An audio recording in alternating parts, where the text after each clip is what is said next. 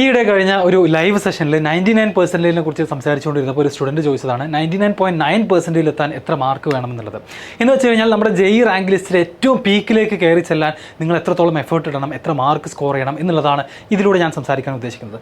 99.9% എന്ന് പറഞ്ഞു കഴിഞ്ഞാൽ മുഴുവൻ എഴുതിയ ലക്ഷക്കണക്കിന് കുട്ടികളിൽ നിങ്ങൾ ഏറ്റവും ടോപ്പിലാണ്. ഒരു മൗണ്ടൻ്റെ മുകളിൽ കയറി നിൽക്കുന്ന ഒരു എഫക്റ്റാണ് JEE റാങ്ക് ലിസ്റ്റിനെ സംബന്ധിച്ചിടത്തോളം ഈ ഒരു പെർസെൻറ്റേജിലുള്ള ആളുകളുടെ സിറ്റുവേഷൻ എന്ന് പറയുന്നത്. അപ്പോൾ അതിലേക്ക് എത്താൻ, ആ പീക്ക് ഓഫ് ദ JEEയിലേക്ക് എത്താൻ കൊണ്ട് സാധിക്കുമോ, അല്ലെങ്കിൽ നിങ്ങൾക്ക് അങ്ങനെ ഒരു ആഗ്രഹമുണ്ടെങ്കിൽ, ടാർഗറ്റ് ഉണ്ടെങ്കിൽ അതിലേക്ക് നിങ്ങൾ എയിം ചെയ്യേണ്ടത് എങ്ങനെയാണെന്നുള്ളതാണ് നമ്മൾ ഡിസ്കസ് ചെയ്യാൻ പോകുന്നത്. അതിനെത്ര സ്കോർ വേണം, അപ്പോൾ കിട്ടുന്ന കറസ്പോണ്ടിങ് പെർസെൻറ്റേജ് എത്രയാണ്, ആൻഡ് നിങ്ങൾക്ക് കിട്ടാൻ പോകുന്ന ഓൾ ഇന്ത്യ റാങ്ക് എത്രയാണ്, ഇതാണ് നമ്മൾ ഡിസ്കസ് ചെയ്യാൻ ഉദ്ദേശിക്കുന്നത്. സോ കഴിഞ്ഞ 3 വർഷങ്ങളിലെ 99 മുതൽ അങ്ങോട്ട് 99.9 എന്ന് പറയുന്ന പീക്ക് ഓഫ് ദ JEEയിലേക്കുള്ള ഡിഫറെൻറ്റ് പെർസെൻറ്റേജിൽ നമ്മൾ നോക്കുകയാണെന്നുണ്ടെങ്കിൽ 99% കിട്ടാൻ ഞാൻ ഓൾറെഡി നിങ്ങളോട് പറഞ്ഞ കാര്യം തന്നെയാണ്. കഴിഞ്ഞ 3 വർഷങ്ങളിൽ വേണ്ട മാർക്കിൻ്റെ ആവറേജുകളാണ് ഈ കാണുന്നത്. 195, 189, 177. അപ്പോൾ അതിൽ 2024 കുറച്ച് ഹൈ ആണ്, എക്സാം ഈസി ആയതുകൊണ്ട്. ഇനി 99.1% എത്താൻ 198 നമുക്ക് ആവറേജ് വേണ്ടി വന്നിട്ടുണ്ടായിരുന്നു. 99.2 എത്താൻ 202 മാർക്കാണ്. 99.5% എത്താൻ 216 മാർക്കാണ് 2024 വേണ്ടിയിരുന്നത്. എന്നാൽ കഴിഞ്ഞ വർഷം 2023 പോകുകയാണെങ്കിൽ അത് 199 ആയിരുന്നു. ഇനി കയറി നമ്മൾ മൗണ്ടൻ്റെ JEE എന്ന് പറയുന്ന ആ ഒരു മൗണ്ടൻ, ആ മലയുടെ ഏറ്റവും മുകളിൽ എത്താണെന്നുണ്ടെങ്കിൽ 99.9% കിട്ടണമെന്നുണ്ടെങ്കിൽ കഴിഞ്ഞ വർഷം ആവറേജ് 255 മാർക്ക് വേണ്ടി വന്നിട്ടുണ്ടായിരുന്നു. വെച്ചാൽ 300ൽ 255, വിച്ച് മീൻസ് വളരെ ഹൈ ആണ്. നിയർലി 90% മാർക്ക് തന്നെ സ്കോർ ചെയ്യേണ്ടതായിട്ടുണ്ട് ഏറ്റവും ടോപ്പിൽ എത്തണമെന്നുണ്ടെങ്കിൽ. അപ്പോൾ 241 മാർക്കാണ് 2023 വേണ്ടിയിരുന്നത്, 252 മാർക്കാണ് 2022 വേണ്ടിയിരുന്നത്. അപ്പോൾ ഇതൊരു ഐഡിയ നിങ്ങൾക്ക് തരും. അതായത് 99% എത്തി ഇനിയും അങ്ങോട്ട് നിങ്ങൾക്ക് കയറണമെന്നുണ്ടെങ്കിൽ നിങ്ങൾക്ക് വേണ്ടത് എന്താണ്? ഈ ടൈപ്പ് ഓഫ് സ്കോറുകളാണ്. ആൻഡ് ഇതിൽ മറ്റൊരു കാര്യമുള്ളത്, ഈ ഒരു റാങ്കിൽ വരുന്ന, ഈ ഒരു ലിസ്റ്റിൽ വരുന്ന, ഈ ഒരു റേഞ്ചിൽ വരുന്ന പല ആളുകളും നേരെ എന്ത് ചെയ്യും? അഡ്വാൻസ്ഡ് എക്സാമിന് പ്രിപ്പയർ ചെയ്ത് തുടങ്ങും. അവർക്ക് അതിൽ മോശമില്ലാത്തൊരു റാങ്ക് ഉണ്ടാകുമെന്ന് തന്നെയാണ് നമ്മൾ എക്സ്പെക്ട് ചെയ്യുക. And most of the students ഈ റാങ്ക് കിട്ടിയ, ഈ മാർക്ക് കിട്ടിയ ഒട്ടുമിക്ക കുട്ടികളും IITസിലായിരിക്കും ഫൈനലി ജോയിൻ ചെയ്യാൻ പോകുന്നത്, എക്സെപ്റ്റ് ഫോർ എ ഫ്യൂ. ബാക്കി 99% മുതൽ അങ്ങോട്ടുള്ള, അല്ലെങ്കിൽ അവിടുന്ന് ഇങ്ങോട്ടുള്ള കുട്ടികളാണ്, മേ ബി ഒരു 99.5 മുതൽ ഇങ്ങോട്ടുള്ള ആളുകളാണ് NITസിലേക്കുള്ള അഡ്മിഷൻ സെക്യൂർ ചെയ്യാറുള്ളത്. ഇനി നമുക്ക് റാങ്കിലേക്ക് നോക്കുകയാണെന്നുണ്ടെങ്കിൽ ഈ പറയുന്ന പെർസെൻറ്റേജിലൊക്കെ കിട്ടിക്കഴിഞ്ഞാൽ നിങ്ങൾക്ക് വരാൻ പോകുന്ന റാങ്ക് നിങ്ങൾക്ക് ഇവിടെ കാണാം. 99.9% കഴിഞ്ഞ വർഷത്തെ 2024 റാങ്ക് 1739 ആണ്. ഓൾ ഇന്ത്യ റാങ്ക് 1739 ആണ്. എന്നിട്ടും എന്ത് ചെയ്തിട്ടില്ല? 1000ൻ്റെ ഉള്ളിൽ പോലും എത്തിയിട്ടില്ല. അപ്പോൾ പേഴ്സണലി നമുക്കറിയാം, നമ്പർ ഓഫ് സ്റ്റുഡൻസിനനുസരിച്ച് എന്ത് ചെയ്യും? അത് വേരി ചെയ്യും. അതിനെ നമുക്ക് അബ്സല്യൂട്ട് ആയിട്ട് ട്രസ്റ്റ് ചെയ്യാൻ കഴിയില്ല. റാങ്ക് തന്നെയാണ് ഫൈനലി അഡ്മിഷന് വേണ്ടി നോക്കുന്നത്. 99.5 എന്ന പെർസെൻറ്റേജ് കിട്ടിയ ഒരാളുടെ റാങ്ക് 8089 ആണ്. അതുപോലെ തന്നെ 99.1% കിട്ടിയ ആളുടെ റാങ്ക് 14516 ആണ്. 99% കിട്ടിയ ആളുടെ റാങ്ക് ഞാൻ ഓൾറെഡി പറഞ്ഞു, അത് എത്രയായിരുന്നു? 16,000 എബവ് ആണ് കഴിഞ്ഞ വർഷം വന്നിട്ടുള്ളത്. നമ്മളൊരു 4 വർഷത്തെ കമ്പാരിസൺ നടത്തുകയാണെന്നുണ്ടെങ്കിൽ 2021 മുതൽ 2024 വരെ നിങ്ങൾ നോക്കുകയാണെങ്കിൽ 99% ഇതാ 10,000 ആയിരുന്നു 2021. അത് കൂടി എവിടെ എത്തിയിട്ടുണ്ട്? 16,000 ഓൾ ഇന്ത്യ റാങ്കിലേക്ക് 99% എത്തി. ഇനി ഓരോരോ സ്റ്റെപ്പ് ബൈ സ്റ്റെപ്പ് മുകളിലേക്ക് പോകുകയാണെങ്കിൽ 99.5 നിങ്ങൾ നോക്കുകയാണെങ്കിൽ അയാളുടെ ഓൾ ഇന്ത്യ റാങ്ക് 2021 5420 ആണെന്നുണ്ടെങ്കിൽ 3 വർഷം കഴിഞ്ഞ് 4ാമത്തെ വർഷത്തിലേക്ക് എത്തിയപ്പം 8089 എന്ന് പറഞ്ഞിട്ട് നന്നായിട്ട് കൂടിയിട്ടുണ്ട്. ഇനി നമ്മുടെ top peak of the JEE 99.9% കിട്ടിയ ഒരാളുടെ ഓൾ ഇന്ത്യ റാങ്ക് 1230. അണ്ടർ 1000 വരെ വന്നിട്ടുണ്ടായിരുന്നു 2022. അന്ന് ആളുകളുടെ എണ്ണം കുറവായിരുന്നു, അതുകൊണ്ടാണ്. ഇനി 2024 എത്തിയപ്പം 1739 എത്തിയിട്ടുണ്ട്. സോ എല്ലാവർക്കും ഒരു ഐഡിയ കിട്ടിയെന്ന് പ്രതീക്ഷിക്കുന്നു. നമുക്കറിയാം ഇതിലേക്ക് എത്തുക എന്ന് പറഞ്ഞാൽ വളരെ ടഫാണ്. 90% ഒരാൾ 99 എത്തുന്നതിനേക്കാൾ ബുദ്ധിമുട്ടാണ് 99% ഒരാൾക്ക് 99.9 എന്ന് പറയുന്ന പീക്കിലേക്ക് എത്താൻ. ഇത് ഏതുപോലെ തന്നെയാണ്, ഒരു മൗണ്ട് എവറസ്റ്റ് ഒക്കെ ക്ലൈംബ് ചെയ്യുന്ന പോലെയാണ്.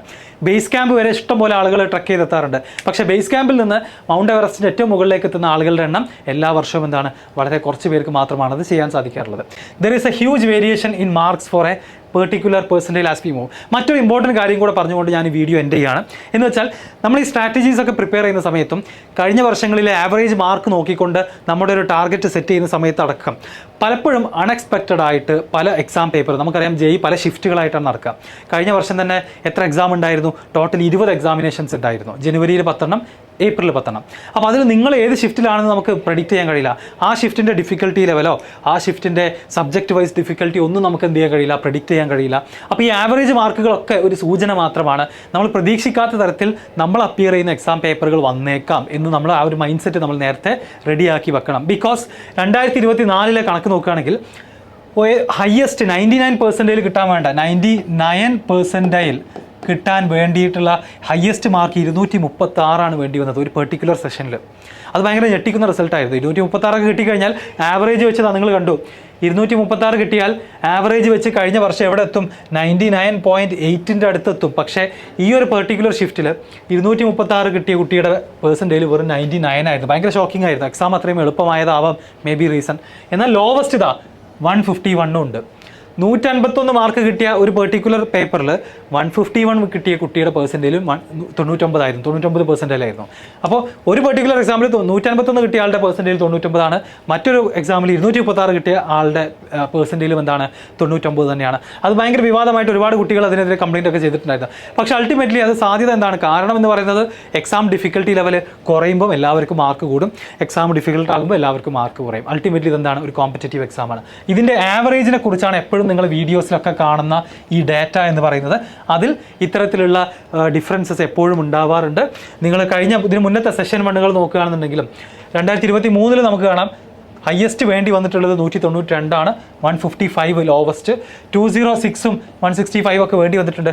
അപ്പോൾ ഈ ഒരു വ്യത്യാസം 85 മാർക്കിൻ്റെ, അതായത് ഒരു വർഷം നടന്ന എക്സാമുകളിൽ സെഷൻ 1 99% കിട്ടാൻ വേണ്ട മാക്സിമം മാർക്കും മിനിമം മാർക്കും നമ്മൾ നോക്കുകയാണെന്നുണ്ടെങ്കിൽ അതിൻ്റെ ഡിഫറൻസ്, ഈ ഒരു 85 മാർക്കിൻ്റെ ഡിഫറൻസ് വന്നത് ആദ്യമായിട്ടാണ് JEE മെയിൻ്റെ ഹിസ്റ്ററിയിൽ തന്നെ.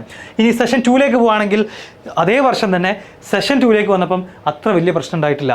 29 മാർക്കിൻ്റെ വ്യത്യാസമേ ഉണ്ടായിട്ടുള്ളൂ. എന്ന് വെച്ചാൽ എല്ലാ പേപ്പറിൻ്റെയും ഡിഫിക്കൽട്ടി ലെവൽ ഏകദേശം ഒരുപോലെ സെറ്റ് ചെയ്യാൻ സെഷൻ 2ൽ സാധിച്ചിട്ടുണ്ട്. സെഷൻ 1ൽ തീർച്ചയായിട്ടും എന്തോ ഒരു പ്രശ്നം ആ ക്വസ്റ്റ്യൻ പേപ്പറിൽ സംഭവിച്ചിട്ടുണ്ട്, അതിൻ്റെ ഡിഫിക്കൽട്ടി ലെവൽ ഉണ്ടായിട്ടുണ്ട്. അതുകൊണ്ട് തന്നെയാണ് ഈ ഒരു ഡിഫറൻസും ഉണ്ടായിട്ടുള്ളത്. അപ്പോൾ ഈ കാര്യങ്ങളൊക്കെ നോക്കുകയാണെന്നുണ്ടെങ്കിൽ സെഷൻ 2 നമ്മൾ കറക്റ്റായിട്ട് നോക്കുകയാണെന്നുണ്ടെങ്കിൽ അങ്ങനെ വലിയൊരു വ്യത്യാസം കാണുന്നില്ല. 2021 മാത്രമാണ് ഈ ഒരു 60 മാർക്കിൻ്റെ വ്യത്യാസം വന്നിട്ടുള്ളത്. ബാക്കി എല്ലായിടത്തും നമുക്ക് അത്യാവശ്യം ഫെയർ ആയിട്ടുള്ളൊരു ലോവസ്റ്റ് ആൻഡ് ഹയസ്റ്റ് മാർക്ക് 99% എന്ത് ചെയ്യാൻ പറ്റും? കാണാൻ പറ്റും. സോ ഇത്തരം ഡിഫറൻസസ് മേ ഒക്കർ. ഇത് നമുക്ക് ആർക്കും കൺട്രോൾ ചെയ്യാൻ പറ്റുന്നതല്ല. അപ്പോൾ നിങ്ങളുടെ എക്സാം പ്രിപ്പറേഷനിൽ നിങ്ങൾ അബ്സല്യൂട്ട്ലി 180 എത്തിച്ചാൽ മതി എന്ന് മാത്രം ചിന്തിക്കരുത്. നിങ്ങൾക്ക് ആ എക്സാം ആ ഒരു പേപ്പറിൽ ചെയ്യാൻ പറ്റുന്ന മാക്സിമം നമ്പർ ഓഫ് ക്വസ്റ്റ്യൻസ് ചെയ്യാൻ വേണ്ടി ശ്രമിക്കാം. നെഗറ്റീവ് മാർക്ക് കൂട്ടണമെന്നല്ല ഞാൻ പറയുന്നത്. നല്ല രീതിയിൽ ചെയ്യാൻ പറ്റുന്നത് ടൈം മാനേജ് ചെയ്തുകൊണ്ട്, എപ്പോഴും ടൈം മാനേജ്മെൻറ്റ് തന്നെയാണ് അൾട്ടിമേറ്റ് ഏറ്റവും ഇമ്പോർട്ടൻറ്റ്. ഫിസിക്സിനും കെമിസ്ട്രിക്കും എന്ത് ചെയ്യുക, ആദ്യമേ പ്രയോറിറ്റി കൊടുത്ത് സമയം കൊടുത്തുകൊണ്ട് പിന്നെ മാത്സ് ചെയ്യുന്ന രൂപത്തിലേക്ക് ആളുകൾ എത്തുക. ഇനി മാത്തമാറ്റിക്സിൽ എക്സ്പേർട്ട് ആണെന്നുണ്ടെങ്കിൽ നിങ്ങൾക്ക് മാത്സിൽ തന്നെ സ്റ്റാർട്ട് ചെയ്യാവുന്നതാണ്, നിങ്ങളുടെ പ്രിഫറൻസ് ആണ്. അപ്പോൾ അതൊക്കെ കണ്ടെത്തണമെന്നുണ്ടെങ്കിൽ നിങ്ങൾ എന്ത് ചെയ്യണം? നേരത്തെ എക്സാം എഴുതി നല്ല എക്സ്പീരിയൻസ് ഉണ്ടാക്കിയെടുക്കണം. അപ്പോൾ അതിനുവേണ്ടി നിങ്ങൾക്ക് നല്ലൊരു ടെസ്റ്റ് സീരീസ് ഇമ്പോർട്ടൻ്റ് ആണ്. ഓൾറെഡി നമ്മൾ XNY ലേണിംഗ് നടത്തുന്ന JEE 2025 ആസ്പിറൻസിന് വേണ്ടിയുള്ള ടെസ്റ്റ് സീരീസിനെ കുറിച്ച് ഞാൻ പരിചയപ്പെടുത്തിയതാണ്. ഇനിയും ജോയിൻ ചെയ്യാൻ താല്പര്യമുള്ളവർക്ക് ലിങ്ക് ഡിസ്ക്രിപ്ഷനിലുണ്ട്. സെപ്റ്റംബർ 22 നമ്മുടെ ഒന്നാമത്തെ ടെസ്റ്റ് സീരീസിലെ ആദ്യത്തെ എക്സാം സ്റ്റാർട്ട് ചെയ്തത്. അതിന് മുൻപ് ജോയിൻ ചെയ്യാം. എല്ലാ 20 മോക്ക് ടെസ്റ്റുകളും നിങ്ങൾ എന്ത് ചെയ്യണം? അറ്റൻഡ് ചെയ്യണം. ഈ വർഷത്തെ JEE നിങ്ങൾക്ക് നന്നായിട്ട് എഴുതാൻ പറ്റാത്ത ഓൾ ദ ബെസ്റ്റ്.